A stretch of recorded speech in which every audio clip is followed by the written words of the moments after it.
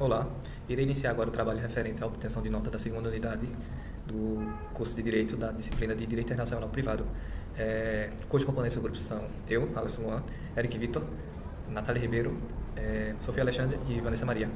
E iremos tratar aqui um pouco sobre a apostila de AIA no Brasil. Em relação à apostila de AIA no Direito Internacional Privado, são tratados internacionais que são assinados pelo Brasil, incorporados no sistema jurídico interno, com o Estado Civil Federal. E é papel do STJ analisar essas leis e uniformizar para que sejam aplicados com segurança por todos os tribunais do país. Tem como objetivo também cumprir o compromisso firmado que o STJ mantém com permanentes organizações internacionais encarregadas de fazer cumprir os tratados delas relativas. É nesse contexto que se destaca também um diálogo de intercâmbio entre essas conferências de AIA e do Direito Internacional Privado.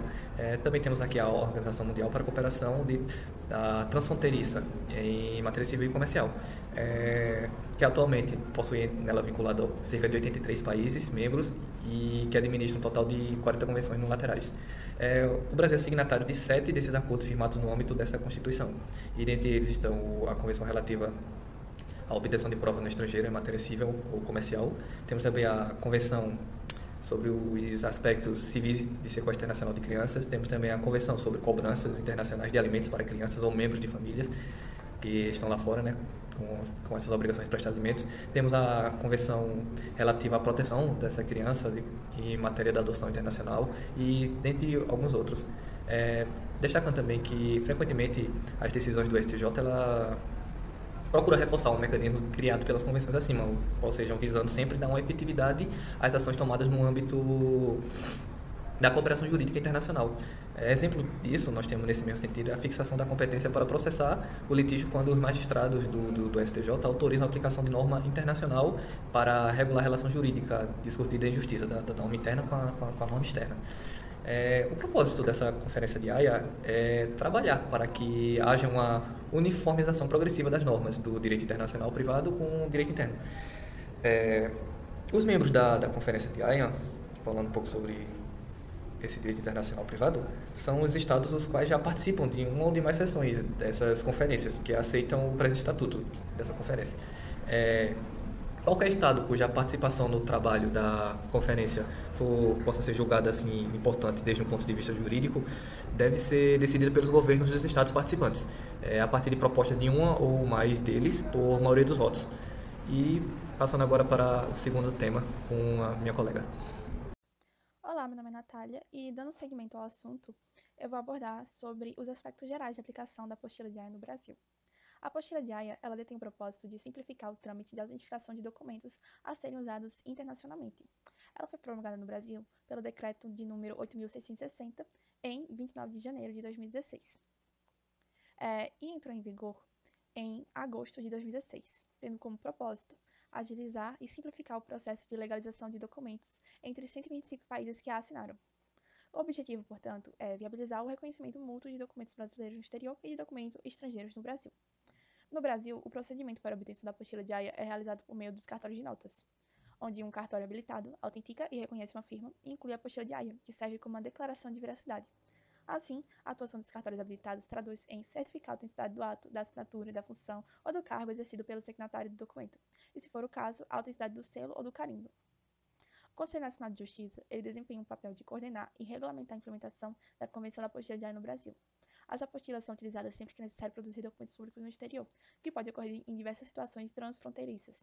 Em exemplos, casamentos internacionais, realocações de famílias, pedidos de estudos de residência ou cidadania em um estado estrangeiro, processos de adoções estrangeiras, transações comerciais internacionais, aplicação de direitos da propriedade intelectual no exterior e também processos judiciais estrangeiros. Olá, de forma bem breve vou falar sobre os procedimentos extrajudiciais através do apostilamento de AIA. Digamos que o apostilamento serve para uma determinada pessoa ou empresa, enfim, que precisa levar documentação e precisa que essa documentação tenha validade em território internacional. Ela chega até o cartório com munido desses documentos e faz o apostilamento de AIA. Esse apostilamento é feito em alguns cartórios. Exemplificando, digamos que uma determinada empresa queira abrir uma filial em um determinado país que tenha a convenção de AIA imposta no seu regimento, na sua Constituição, ou seja, nas suas regras do país, nas normas. E essa empresa, ela antes, ela necessitava ir até os consulados e passar por todo aquele procedimento burocrático, levando documentação e muitas vezes aquele documento que ela tinha aqui, o seu regimento interno, ou seja qual for o documento, ela não tinha validade no território internacional. A partir da convenção de Haia e também do Brasil ter assumido essa convenção, ter ratificado, agora ela apenas chega com seus documentos, o regimento e os demais documentos que ela vai precisar para abrir essa filial num país internacional, e apostila esses documentos e esses documentos já ficam válidos. Muito obrigado. Meu nome é Sofia. Estamos caminhando para o fim da nossa apresentação, mas não poderíamos deixar de falar, embora ampliando um pouco nosso tema, mas sobre os processos judiciais sob a ótica da Convenção de Haia.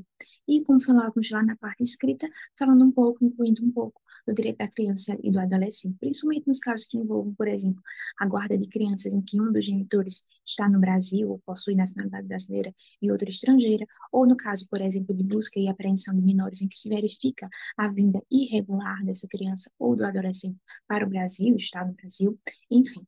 Mas um dos primeiros pontos sobre a ótica agora judicial, que considero na Convenção de Haia, é, a realização da audiência de conciliação e mediação.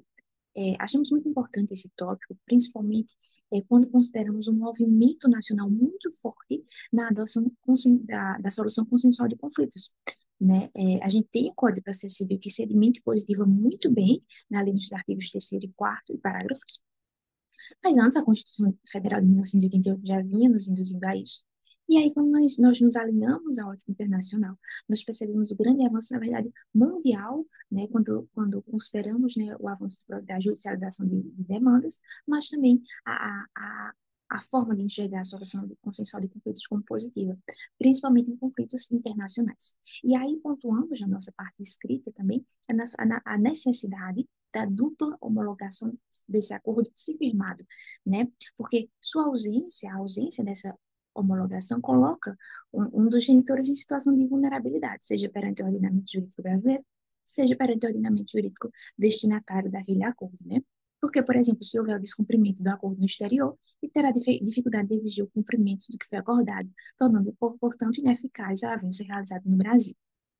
Mas antes disso, é necessário pontuar que a autoridade central deve enviar representante para ajudar a operacionalização do acordo, né, e também conferir uma certa segurança jurídica. De toda forma, reputamos que foi muito importante a previsão da possibilidade da audiência de conciliação e mediação na ótica da Convenção de Haia. Bom, esse é o primeiro ponto.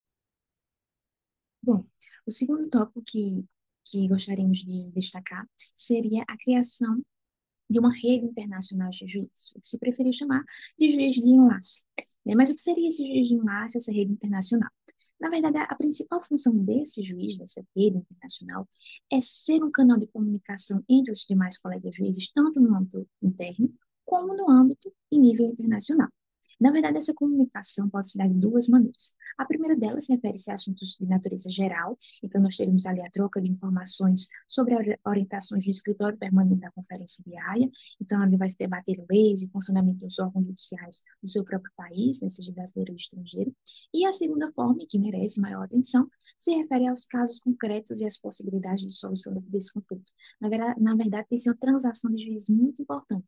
Hoje, por exemplo, o Superior Tribunal de Justiça, inclusive, já elencou esses juízes de enlace. São vários, e que possibilitam essa facilitação na conversa entre juízes que estão submetidos a ordenamentos jurídicos diversos. É muito importante, principalmente quando consideramos e quando levamos em conta a carência de informações que os juízes têm para analisar determinados pedidos, principalmente na ordem do direito internacional privado.